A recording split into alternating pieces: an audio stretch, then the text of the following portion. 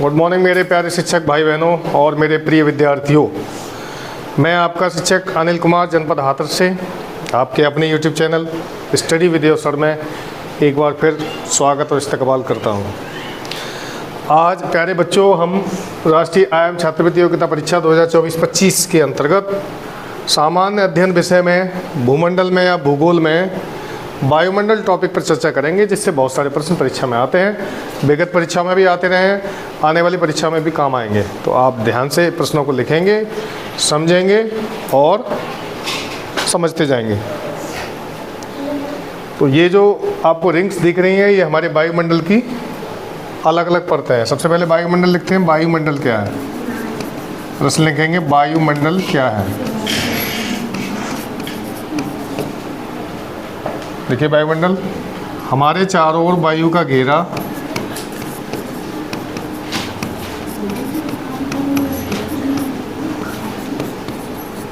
वायु का घेरा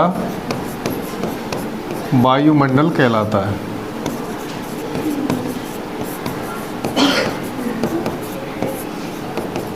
ठीक है, ये तो बहुत साधारण सी परिभाषा है, आप सब लोग जानते हैं। हमारे चारों तरफ वायु पाई जाती है और वायु के अलग अलग स्तर हैं, विभिन्न स्तरों में वायु पाई जाती है।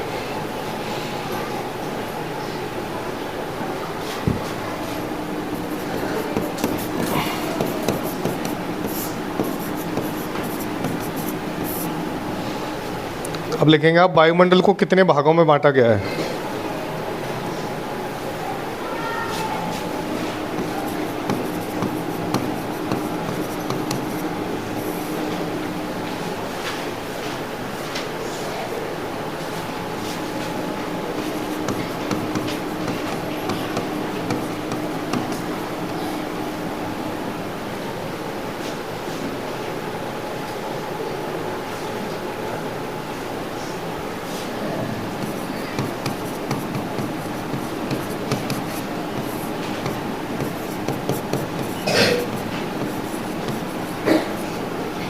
एक्सोस्फीयर,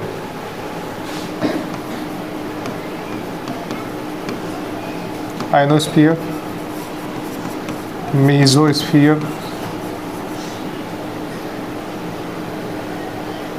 स्ट्रेटोस्फीयर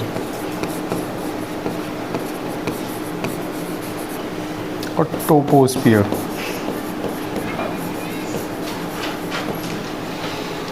ठीक है, तो वायुमंडल को कितने भागों में बांटा गया? मुख्य रूप से वायुमंडल की 5 अलग अलग परतें हैं, जिनको आप क्रम से लिख सकते हैं। पहली है परत क्षोभ मंडल। देखो यहाँ समझते हैं क्षोभ मंडल, ये आपको चित्र में दिखाई दे रहा होगा यहाँ। क्षोभ मंडल देखो बच्चों, ये हमारी पृथ्वी है। कैसा ग्रह है? नीला ग्रह और जीवनधानी ग्रह, जीवनधानी ग्रह। ठीक है, पृथ्वी के ऊपर हम अगर धरती के ऊपर देखें तो आसमान दिखाई देता, देखते हैं हम रोज, नीला नीला छतरी सी दिख रही है। आखिर ये है क्या? पृथ्वी के बाहर वायु का जो घेरा है वो पृथ्वी का वायुमंडल कहलाता है। क्या कहलाता है?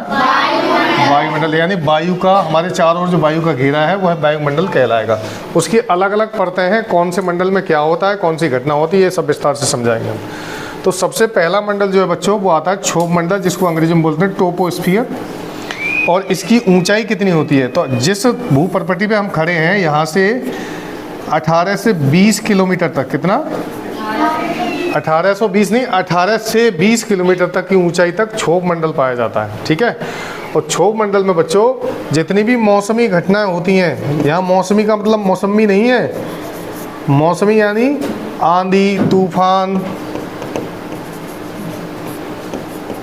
और ओले बारिश, ये सभी मौसमी घटनाएं कहाँ होती हैं? क्षोभ मंडल में। कहाँ होंगी? तो क्षोभ मंडल पृथ्वी की सबसे पहली परत है जो 20 किलोमीटर तक पाई जाती है, और इसमें मौसम संबंधी सारी घटनाएं यहीं होती हैं। मौसम संबंधी समझ गए आप? आंधी आना, बाढ़ आना और तूफान आना, ओले गिरना, बर्फ गिरना, कोहरा पड़ना, ये सारी घटनाएं कहाँ होती हैं? क्षोभ मंडल में। कहाँ होती हैं? इसके बाद आता है समताप मंडल। क्या आता है? समताप मंडल को बोलते हैं स्ट्रेटोस्फीयर अंग्रेजी में।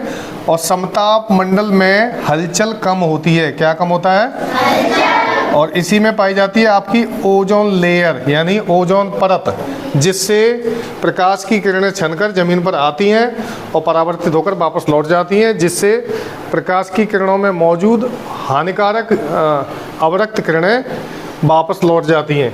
तो ये हमारी ओजोन लेयर हमें यूवी रेज से, सूर्य की कौन सी किरणों से बचाती है? पराबैंगनी किरणों से। सूर्य की पराबैंगनी किरणों से ओजोन लेयर बचाती है।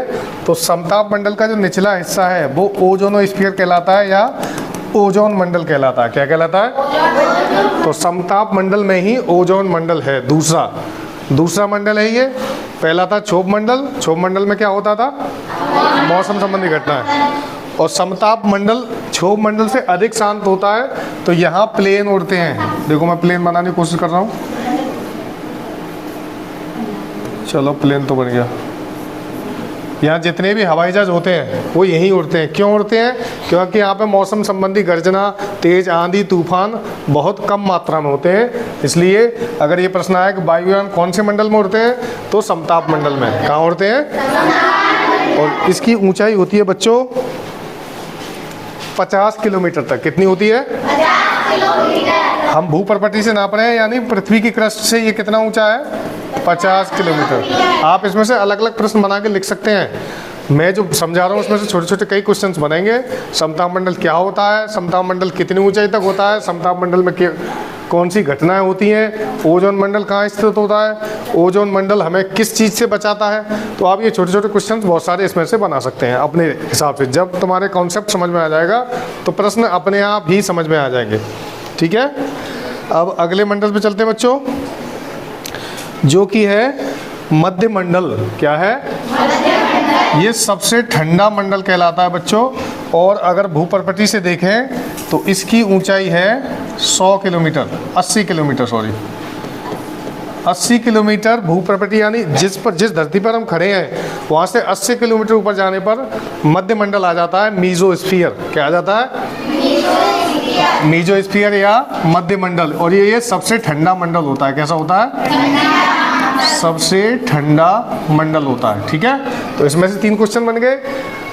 पृथ्वी की सतह से मध्य मंडल की ऊंचाई कितनी है? 80 किलोमीटर। मध्य मंडल को क्या बोलते हैं? मीजोस्फीयर।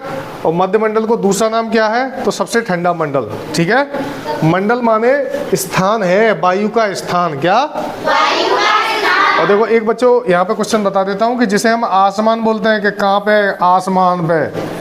आसमान जो होता है बच्चों, आकाश या आसमान, वो कहाँ होता है? क्षोभ मंडल में। कहाँ पर?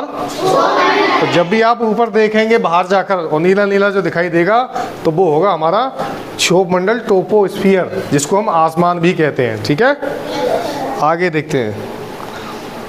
अगला आता है आयन मंडल। आयन मंडल देखो, इसकी ऊंचाई और ज़्यादा है पृथ्वी की क्रस्ट से। इसकी ऊंचाई है 600 किलोमीटर। कितनी है? 600 किलोमीटर पे आ गया था आयनोस्फीयर यानी आयन मंडल। यहाँ से बच्चों आपने देखा होगा मोबाइल की किरणें जो होती हैं, टावर की, मोबाइल टावर जो होते हैं वो यहीं से रेडियो वेव्स परावर्तित होती हैं। जो भी हम मोबाइल फ़ोन करते हैं तो वो आयनोस्फीयर में जाता है और आयनोस्फीयर में आयन मंडल से वापस टावर पे आकर टकराती हैं, फिर तुम्हारे फ़ोन में आ जाती हैं रिंगटोन। ठीक है, तो आयन मंडल क्या करता है? रेडियो वेव्स का परावर्तन करता है, यानी रेडियो तरंगों का। टेलीफोन, टेलीविज़न, डीटीएच, ये सारी जितनी भी चीज़ें होती हैं, डीटीएच जानते हो तुम लोग? डीटीएच जो लगती है टीवी, सेट टॉप बॉक्स जो लगता है, वो सारी घटनाएं कहाँ होती हैं? आयन मंडल में। कहाँ पर? आयन मंडल की ऊंचाई कितनी है पृथ्वी क्रस्ट से? 600 किलोमीटर। ठीक है, इसमें 3 क्वेश्चन हो गए। आयन मंडल में कौन सी घटनाएं होती हैं? रेडियो, टीवी सिग्नल और मोबाइल सिग्नल और डीटीएच के सिग्नल वहाँ से परावर्तित होते हैं। यहाँ पर एक छोटा सा क्वेश्चन बनता है कि मोबाइल फ़ोन कौन सी तरंगें छोड़ता है? बताओ। मोबाइल फ़ोन में से कौन सी तरंगें निकलती हैं? रेडियो तरंगें। कौन सी? Radio waves. ठीक है, तो रेडियो वेव्स का परावर्तन कहाँ से होता है बच्चों? आयन मंडल से। कहाँ से? आयनोस्फीयर से। आयन मंडल में जो तरंगें, जैसे सपोज दैट मैं किसी फ़ोन लेकर अभी कॉल करूं तो कॉल में कुर्र कुर्र की आवाज़ आती, देखें हम कि फ़ोन जा रहा हो, फ़ोन लग रहा है, ऐसा लगता है कि फ़ोन लग रहा है। तो जितनी आवाज़ वो डाल्टन पहुंचने में लगती है, वो किरणें यहाँ से निकलकर यहाँ तक आती हैं टावर तक, टावर से आयन मंडल तक जाती हैं, फिर आयन मंडल से उस फ़ोन तक जाती हैं जिस फ़ोन से तुम किसी दूसरे व्यक्ति से बात कर रहे होते हैं। वहाँ से रेडियो तरंगों का परावर्तन होता है। कहाँ से होता है परावर्तन? आयन मंडल से। ठीक है बच्चों, इसमें कई क्वेश्चन बन गए। अब आता है सबसे बाहरी मंडल, जिसे बोलते हैं एक्सोस्फीयर। सबसे बाहरी मंडल, देखो बहिर्मंडल लिख रहा है, ये बहिर्मंडल या सबसे बाहरी, सबसे बाहरी मंडल होता है, इसको बोलते हैं बहिर्मंडल। और ये पृथ्वी की क्रस्ट से कितना ऊंचा है? 10,000 किलोमीटर। कितना है? 10,000 किलोमीटर के बाद जो वायु का घेरा आएगा उसको एक्सोस्फीयर कहेंगे या बहिर्मंडल कहेंगे। क्या कहेंगे? बहिर्मंडल। ठीक है बच्चों, और जो बहिर्मंडल होता है यहीं पर सैटेलाइट गमन करते हैं, जो वो देखें आपने, जिसे बोलते हैं हम उपग्रह। जो उपग्रह होते हैं वो यहीं घूमते हैं एक्सोस्फीयर में, जो पृथ्वी के चारों ओर चक्कर लगाते हैं, और वहाँ से चक्कर लगा कर पृथ्वी के अलग अलग एंगल से फ़ोटो खींचकर ज़मीन पर भेजते हैं, जिससे हम अंदाज़ा लगा पाते हैं कौन सी जगह कैसा मौसम है। ठीक है, तो मैं पूरी उम्मीद करता हूँ कि ये आप अच्छे से समझ गए होंगे। जिनकी समझ में नहीं आया एक बार और रिपीट कर देते हैं हम, ठीक है, फिर अच्छे से समझ जाओगे आप। देखिए, सबसे पहले हम धरती पे हैं, जिसमें हम खड़े हैं, इसको क्या कहते हैं? जिस सतह पे हम खड़े हैं उसे क्या कहते हैं? भूपर्पटी या क्रस्ट। क्या बोलते हैं? हम क्रस्ट पे खड़े हैं। कल हमने पढ़ाया था क्रस्ट कितनी मोटी होती है? 30 से 40 किलोमीटर। ठीक है, इतनी मोटी है जिस पे हमारे जूते खड़े हैं और ये मोबाइल स्टैंड खड़ा है या हम सब खड़े हैं। ये 30 से 40 किलोमीटर मोटाई है ज़मीन की, जिस पे हम खड़े हैं। इससे ऊपर की बात हो रही है।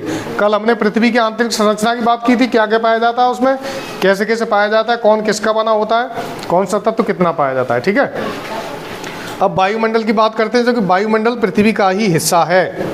ये हवा जो है, धरती के ऊपर जो हवा है वो धरती की ही हवा है और धरती का ही हिस्सा है। तो इसके मुख्यतः 5 भाग होते हैं। सबसे पहले क्षोभ मंडल, फिर समताप मंडल, फिर मध्य मंडल, आयन मंडल और बहिर्मंडल।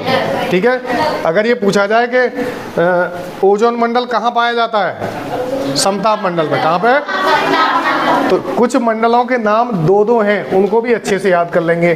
कौन सी घटना कहाँ हो रही है ये भी समझ जाएंगे अब। ठीक है, अब प्रश्न लिखिए, इससे संबंधित प्रश्न लिखाते हैं हम। देखो, वैसे मैं पूछता जाऊंगा और तुम्हें अच्छे से पता भी है। जैसे हम अगर रिकॉल करें इसको, किसी बच्चे से पूछें, बताइए बादलों का गरजना कौन से मंडल में होगा? वेरी गुड, क्षोभ मंडल, क्योंकि मौसम संबंधी घटना है। बिजली कड़कना कहाँ होगी? बारिश होना, आंधी आना, यानी मौसम से संबंधित जो भी घटनाएं होंगी कहाँ होंगी? ट्रोपोस्फियर में या क्षोभ मंडल में। ठीक है, अब बताइए वायुयान कौन से मंडल में उड़ेंगे? क्यों उड़ेंगे? वहाँ हलचल कम होती है, हवाओं का डिस्टर्बेंस कम होता है। ठीक है, वायुयान कहाँ उड़ेंगे? समताप मंडल में। चलिए, ओजोन लेयर कहाँ पाई जाती है? ओजोन परत। अच्छा, ओजोन परत हमारा किससे बचाव करती है? किसकी परावैंगनिक किरणें? सूर्य से आने वाली परावैंगनिक किरणों से। ठीक है, चलिए अब लिखिए, संवहन मंडल किसे कहते हैं? संवहन मंडल, इसको आप अच्छे समझ गए। चलो अभी मिटाते नहीं है। संवहन मंडल किसे कहते हैं? इसमें से आप अपने आप क्वेश्चन बनाना बच्चों, जो भी आप वीडियो देख रहे हैं और जो भी मेरे सामने बैठे हैं, इस टॉपिक में से प्रश्न अपने आप बनाएंगे। और जब अपने आप प्रश्न बनाना सीख जाएंगे तो टॉपिक बिल्कुल क्लियर हो जाएगा। ठीक है, तो संवहन मंडल कहते हैं ये अपना प्यारा और सबसे पास वाला क्षोभ मंडल को किसे बोलते हैं? क्षोभ मंडल को ही संवहन मंडल कहते हैं। ठीक है, संवहन क्यों कहते हैं? कि यहाँ पर संवहन हवाएं चलती हैं और गर्म हवाएं चलती हैं, इसलिए इसको क्षोभ मंडल बोलते हैं। ठीक है, अगला लिखिए,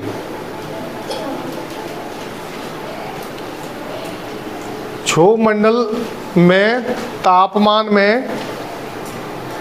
मंडल के तापमान में ऊंचाई के साथ क्या असर पड़ता है? इसे मिटा दूं?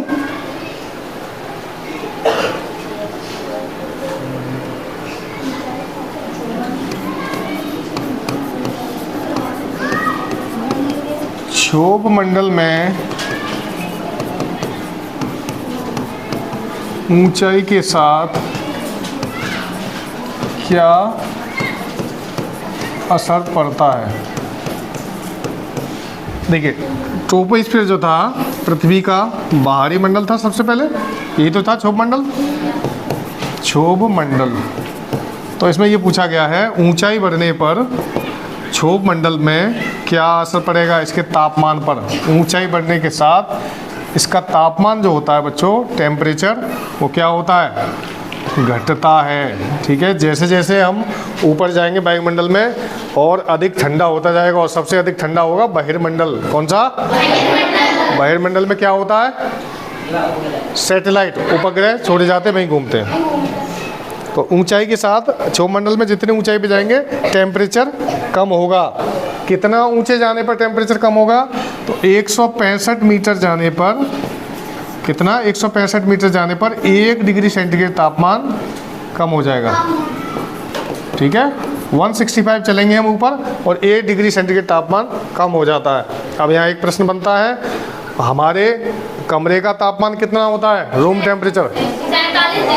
नहीं, गलत जवाब। 32 डिग्री सेंटीग्रेड।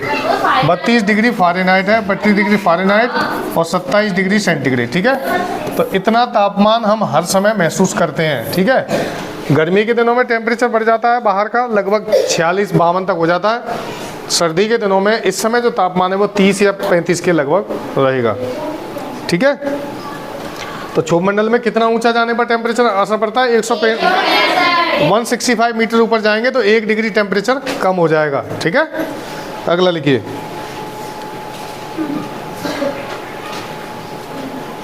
अब देखो, रेडियो तरंगें कहाँ से परावर्तित होती हैं? बताओ, ये मैंने बता दिया क्वेश्चन।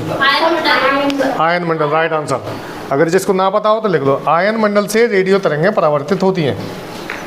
रेडियो तरंगें कौन छोड़ता है? छोड़ता कौन है रेडियो तरंगें? कहाँ से परावर्तित होती हैं? राइटिंग पे ना जाए, विज्ञान वालों का राइटिंग ऐसा ही होता है। ठीक है, तो आप लिखेंगे आयन मंडल। क्या लिखेंगे? मंडल कहते कहते कोई कमंडल पे तो नहीं पहुंच गया?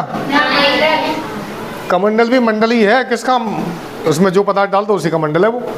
अगर मठा लेके जाए तो मठा का मंडल, दही लेके जाए तो दही का, दूध लेके जाए दूध, और पानी है तो पानी।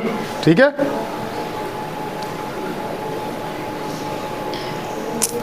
अब देखो, ये क्वेश्चन थोड़ा घुमा के दिया है लेकिन इसका आंसर तुम्हें पता होगा। मौसमी परिवर्तन की छत कौन से मंडल को कहते हैं? ठीक है, मतलब जहाँ भी मौसम शब्द है बस पकड़ लो क्षोभ मंडल को, कि यही है सबसे बड़ा गुनहगार, यही है क्षोभ मंडल। देखो, सबसे अधिक वायुदाब कहाँ होता है? ऐसे लेकर धरती पर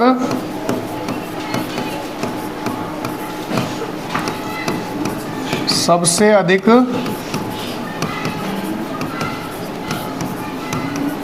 वायुदाब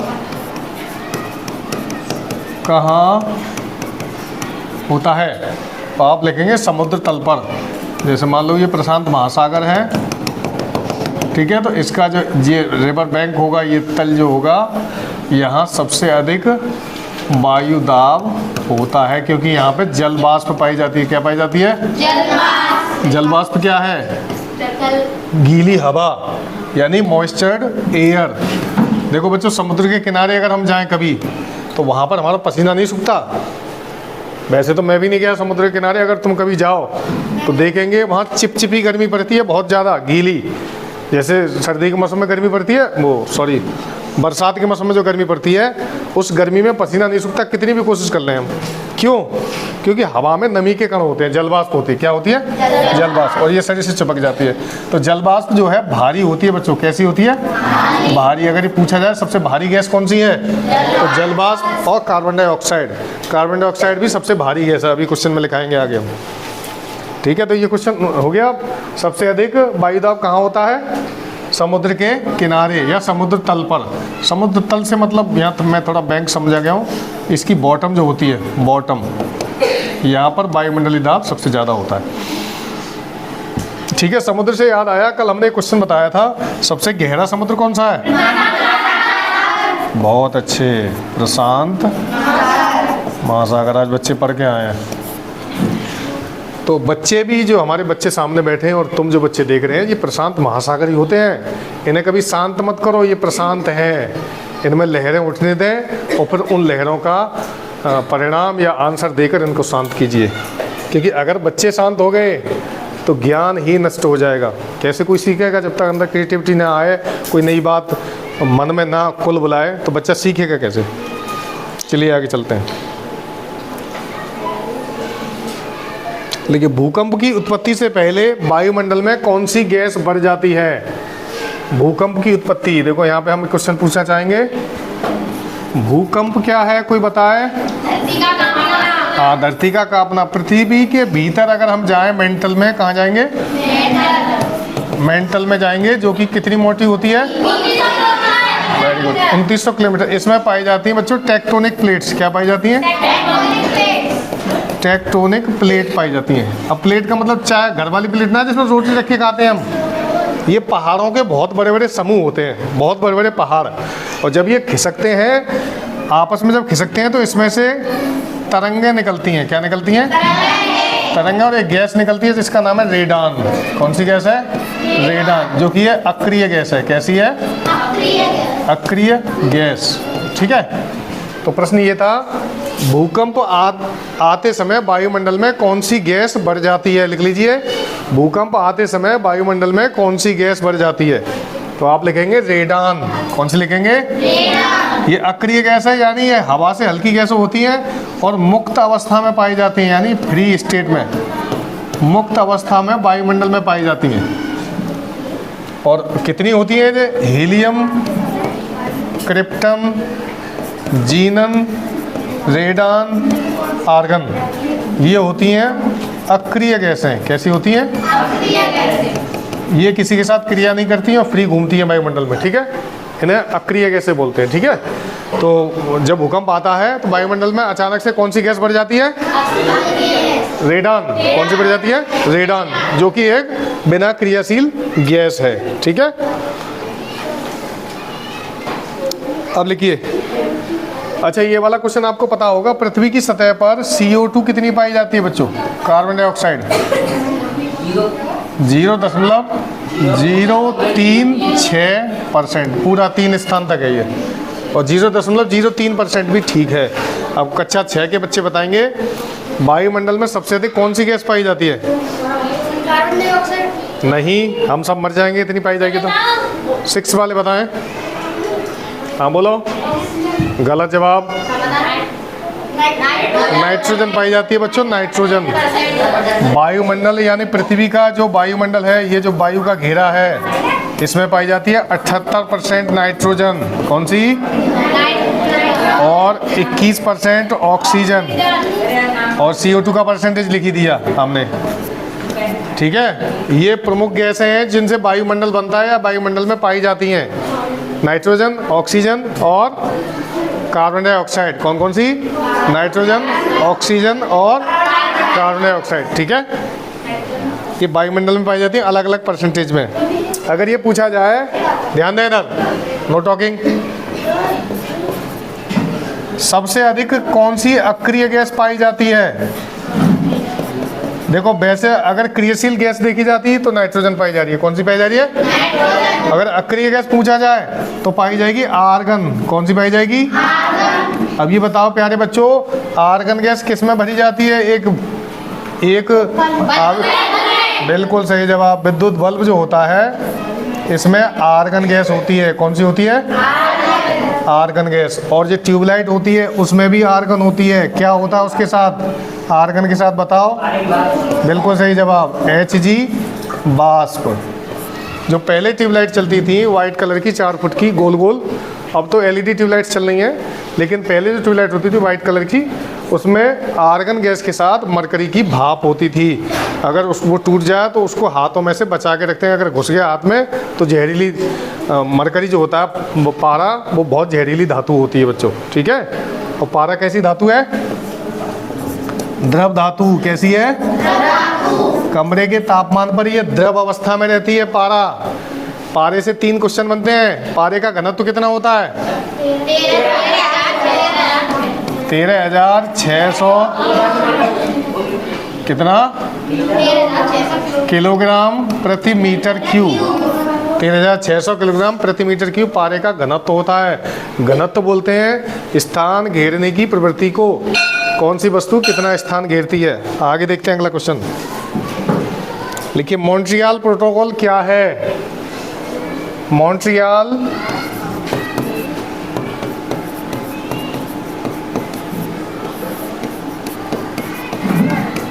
प्रोटोकॉल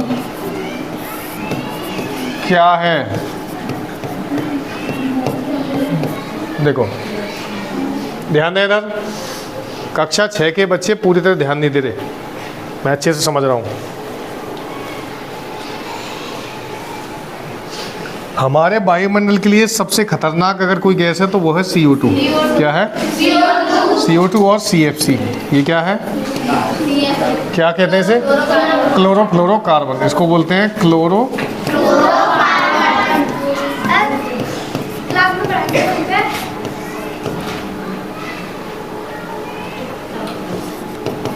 क्लोरोफ्लोरोकार्बन, ठीक है। 1 मिनट रुकिए। तो मॉन्ट्रियल प्रोटोकॉल के बारे में बात कर रहे थे हम। क्या है ये, मॉन्ट्रियल एक शहर का नाम है, ठीक है। और प्रोटोकॉल माने एक ऐसी कसम जो सारे देश मिलकर खाते हैं। तो मॉन्ट्रियल प्रोटोकॉल में क्या हुआ था बच्चों, सभी देशों ने ये कसम खाई थी कार्बन के उत्सर्जन पर रोक लगाएंगे। क्या लगाएंगे, कार्बन के उत्सर्जन पर रोक लगाएंगे। अब कार्बन उत्सर्जन से मतलब कार्बन डाइऑक्साइड गैस का निकलना। वायुमंडल में जितनी CO2 बढ़ेगी उतनी ही गर्मी बढ़ेगी, ठीक है। तो सभी देशों ने ये कसम खाई मॉन्ट्रियल में कि हम अपने अपने देश में कार्बन का एमिशन जो है उत्सर्जन कम से कम करेंगे। कार्बन डाइऑक्साइड के साथ CFC, ये दोनों गैसें मिलकर, और भी है मीथेन है इसमें, ये ग्रीन हाउस गैस है, CO है और जल वाष्प है। ये सभी ग्रीन हरित गैसें कहलाती हैं, ग्रीन हाउस गैसें। नाम तो इनका ग्रीन हाउस है लेकिन ये वायुमंडल के लिए बहुत खतरनाक है। और ये सभी तोड़ती हैं ओजोन परत को।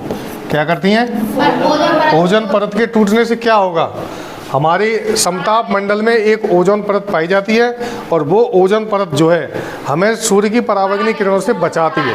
उसमें से छन के आता है सूर्य का प्रकाश, और अगर वो टूट गया, वो लेयर अगर टूट गई तो वो किरणें डायरेक्ट ज़मीन पर आएंगी और बहुत तेज़ी से गर्मी पड़ेगी, हमारे शरीर पे छाले पड़ जाएंगे और हम देखते ही देखते चिकन पकौड़ा बन जाएंगे अगर वो लेयर पूरी तरह टूट गई तो, ठीक है, जो कि संभव नहीं है। इस लेयर के लिए सबसे ज़्यादा नुकसानदायक ये सारी बहनें हैं, 1 2 3 4 5, ये सारी बहनें मिलकर उस लेयर की बैंड बजा रही हैं या तोड़ रही हैं। और कार्बन डाइऑक्साइड गैस को हम बढ़ा रहे हैं। कैसे बढ़ा रहे हैं, मोटर वाहनों का इस्तेमाल करके, मोटर से चलने वाले जितने भी वाहन हैं उनका इस्तेमाल करके, AC इस्तेमाल करके, फ्रिज इस्तेमाल करके, और सबसे ज़्यादा AC से CFC निकलती है और फ्रिज से CFC निकलती है। और कार्बन डाइऑक्साइड के लिए धान की पराली जलाना, धान जलाना और कूड़ा जलाना, ये सारी घटनाएं, और वाहन तो हैं ही, ये सारी घटनाएं, ये सारी चीज़ें हैं वायुमंडल में कार्बन डाइऑक्साइड का लेवल बढ़ा देती हैं। अब मैं कक्षा 5 वालों से पूछना चाहूँगा, हमारे वायुमंडल में सबसे अधिक कौन सी गैस पाई जाती है? फिर ऑक्सीजन, नाइट्रोजन, नाइट्रोजन के बाद कौन सी पाई जाती है? ऑक्सीजन, ऑक्सीजन के बाद बोलो, कार्बन डाइऑक्साइड कितनी थी? 0.036। हाँ, तो मॉन्ट्रियल प्रोटोकॉल समझ गए? मॉन्ट्रियल एक शहर है क्या है? या इसका नाम सिर्फ इसलिए रखा है कि ये इस नाम से समझ में आ सके कि हमने कसम कहाँ खाई थी। मॉन्ट्रियल में सभी जो विकसित देश हैं बच्चों, विकसित देश वे होते हैं जो पूरी तरह से विकसित हो चुके हैं, जिसमें यूएसए, चाइना, जापान, सबसे ज़्यादा चाइना छोड़ता है सीएफसी, ठीक है। तो इन दो देशों ने सबने मिलकर कसम खाई। देशों ने कसम खाई का मतलब क्या है? देश चल के आए थे? कौन आएगा चल के? राष्ट्राध्यक्ष या राष्ट्रपति। देश का जो राष्ट्राध्यक्ष है वो सब यहाँ इकट्ठे हुए, यहाँ पर आके बैठे मॉन्ट्रियल में और हाथ बढ़ा के कसम खाई कि हम CO2 का एमिशन कम करेंगे, यानी कार्बन डाइऑक्साइड कम से कम निकालेंगे। अब एक बात बताओ, अगर किसी देश का राष्ट्रपति ये आदेश कर दे कि सभी लोग, देश के नागरिक मोटर वाले वाहन नहीं चलाएंगे, तो उन्हें मानना पड़ेगा कि नहीं मानना पड़ेगा? क्योंकि राष्ट्रपति देश का राजा होता है और अगर राष्ट्रपति कोई आदेश दे रहे हैं तो पूरे देश को मानना ही पड़ेगा। वो संसद में विधेयक लाएंगे, उसको बिल बना देंगे और फिर कानून बन के वो हम पे लागू हो जाएगा। ठीक है बच्चों? तो मॉन्ट्रियल प्रोटोकॉल की तरह ही एक क्योटो प्रोटोकॉल था। क्या था?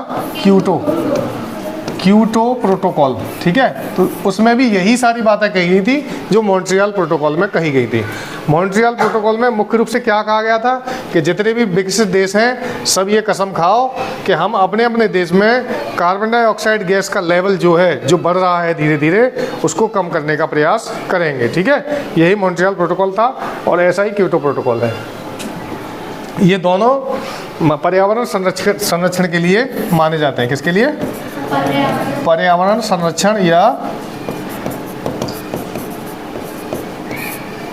O3, इसको ओजोन संरक्षण भी कह सकते हैं। अब लेके सबसे भारी गैस कौन सी है?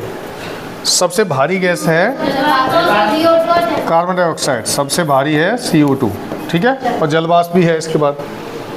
अब लिखेंगे सबसे हल्की गैस कौन सी है? सबसे हल्की गैस है जिसका दहनमान सबसे ज़्यादा होता है। बताइए। बिल्कुल सही जवाब। सबसे हल्की है H2, हाइड्रोजन, ठीक है। हवा से हल्की होती है, इसलिए हाइड्रोजन के गुब्बारे हवा में उड़ जाते हैं। हाइड्रोजन हीलियम के गुब्बारे देखते हैं, गुब्बारे वाला गुब्बारे बेचता है और कुछ गुब्बारे हवा में उड़ जाते हैं, कुछ नीचे रहते हैं। तो जो नीचे रहते हैं उनमें तो वायु होती है और वायु में रहेगी तो वहीं स्थिर रहेगी। लेकिन जिनमें हीलियम वर्दी या हाइड्रोजन वर्दी, तो ये हवा से हल्की गैस होती हैं, ये उनको उड़ा ले जाते हैं। ठीक है, आगे लिखेंगे कौन सी द्रव धातु प्रशीतन में काम आती है? कौन सी द्रव धातु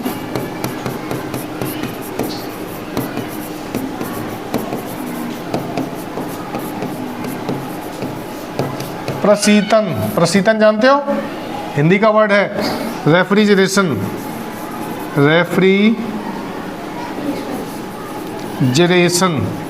अब ना रेफ्रिजरेशन समझे ना प्रशीतन समझे, इसको कहते हैं ठंडा करना।